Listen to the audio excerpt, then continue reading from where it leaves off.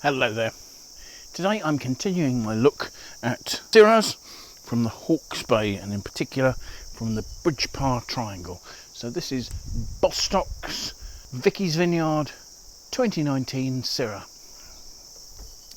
Now, Johnny Bostock and his wife Vicki in the 90s had a business, still have a business, producing apples, and in about 1996 Vicki managed to convince Johnny that their business should be organically farmed, and so they began the process of converting to that. And today Johnny Bostock owns somewhere in the region of 500 hectares of organically grown apple orchards. He also grows squashes and onions, and those are all certified by Biogro. And so for him, winemaking is a new venture. 50 hectares of vines in the Bridgepar Triangle, so fair sized holding of vines in the region. Unfortunately, Vicki died a battle with cancer. She passed away in 2015, and in memory of her, the vineyard is named Vicky's Vineyard. Johnny makes his wines in partnership with somebody called Rob McDonald, who's a very experienced winemaker in these parts.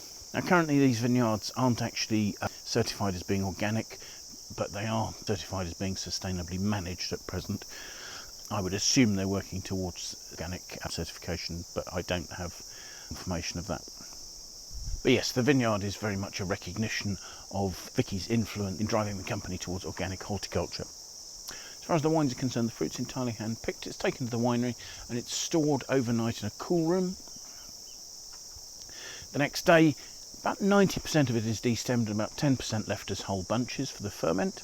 Fermentation takes place in small, open-top stainless steel fermenters, so presumably with a degree of temperature control if necessary. The fermentation is allowed to start with the indigenous yeasts from the vineyard, and throughout the process they have a twice daily pumping of juice over the cap of skins to keep them wet. The wine is left on its skins for 15 to 20 days before being run off into French oak barrels, about 45% of which are new every year, so a reasonably high proportion of new French oak usage. Malolactic conversion goes on in the barrel, and the wines age in barrel for about 18 months, during which period it's racked once.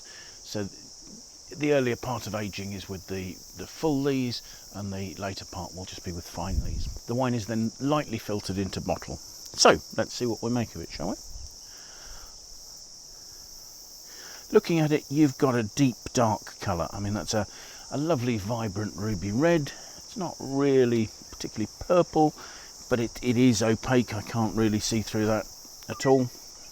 Swirling it, the wine has 13% alcohol, but is quite readily forming tears on the side of the glass there. So let's see what we make of the aromas, shall we?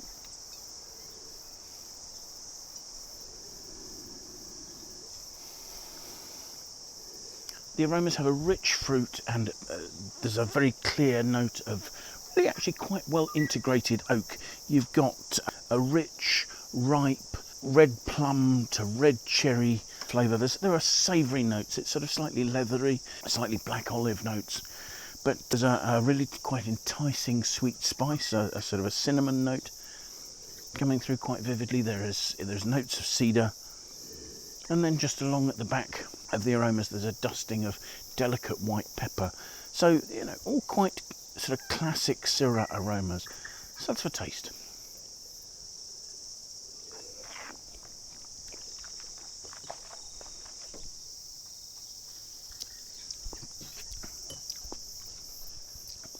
On the palate, that has a lovely combination of juicy red fruit, supple tannins, and savoury. The red fruit starts quite well.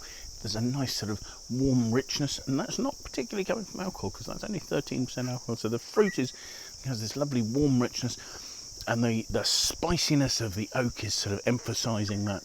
As I say, with the nose, the fruit is sort of its juicy, ripe red cherry, ripe red plum to darker red plum, and there are those savoury notes coming through, sort of the black olive, touches of almost bacon notes towards the very end there, with the sort of the spicy pepper notes. There's a sort of a chocolatiness to the texture. There's a real suppleness to the tannins. You know, there is a fine there, but the chocolatey smooth notes sitting over the top of it stop it from being astringent. That's actually quite a nicely balanced and quite generous wine. The acidity is balanced to good. I mean, it doesn't particularly stand out.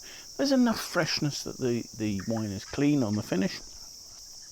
But really it's that rich, ripe, intense, but still quite vibrant red fruit that's keeping it sort of lively throughout. I mean, I think it's a wine that would probably age for 4 or 5 years.